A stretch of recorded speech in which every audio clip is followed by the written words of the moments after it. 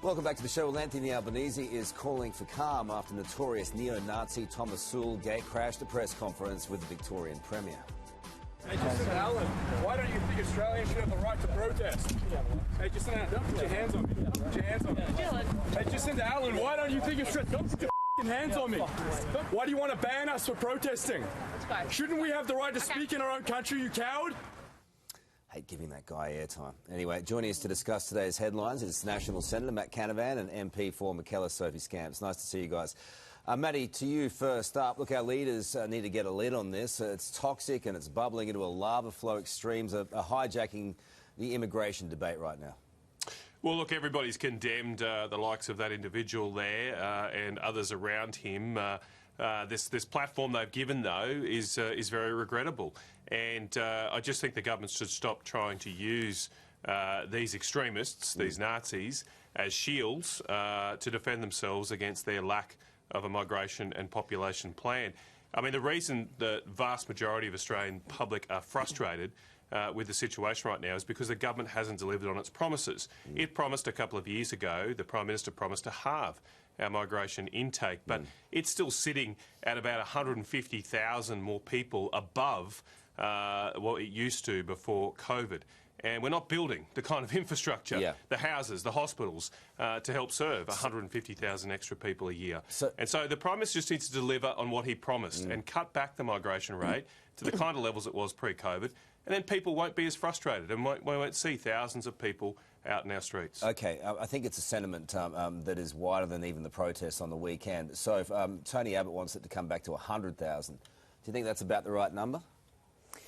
Look, I think there is legitimate concern about housing supply, and that's one of the main issues that people are concerned about. But when it comes back to those neo-Nazis, they really do try to exploit legitimate social issues. So we saw people out there who, as the PM said, are good Australians. We're proud Australians, but, you know, their modus operandi is to try and exploit these social issues. But I've got to say, the previous government didn't invest in housing for over a decade, and that's why we find ourselves in this situation. OK, but what about the immigration number, 100,000, or is that too few? We need to get the balance right, and I'm not sure if Tony Abbott has the balance right, but we do need to get that right. OK, Matt, there's some crazy stuff going on in the interweb at the moment. Now, what about this idea from an Indian minister yesterday that 1 million Indians would be sent to Australia to help solve our housing construction crisis? How would that go down, do you reckon?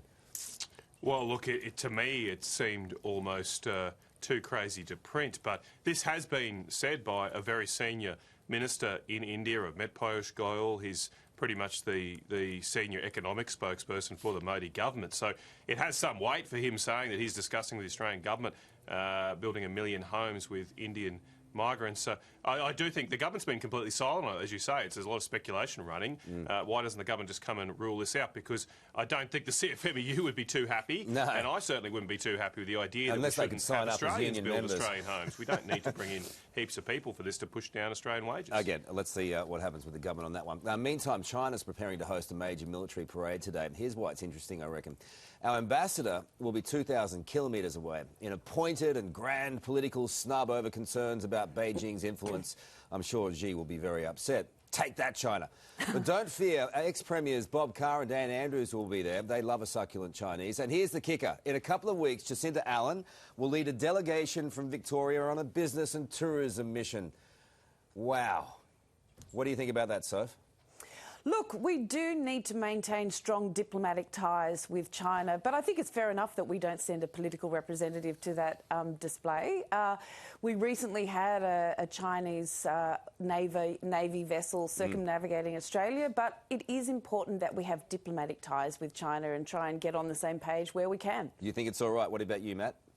Yeah, I think it's a very poor decision from former Australian premiers to give credence to this military display of force. As Sophie said, this is a military that has threatened Australian territory, Australian naval officials on the high seas in recent years. I don't think we should be giving it any credence. Sure, go there to discuss business, but I don't think enhanced military ties are on the agenda right now with China, given their behaviour. OK, just finally, I wanted to go back to last Friday, images that I will never erase from my memory because they're so good, and I thought I couldn't love Aussie farmers more. When tractors chased the PM out of Ballarat, it was just magnificent.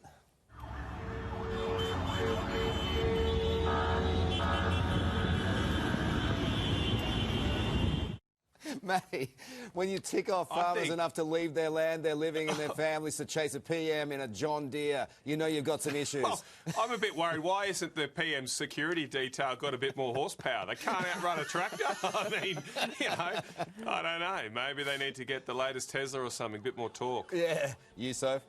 Oh, tough gig. Who'd want to be the PM? Yeah. Well, good on you guys. Thank you so much. Appreciate it. Have a good day. Sarah. Don't annoy the farmers. They'll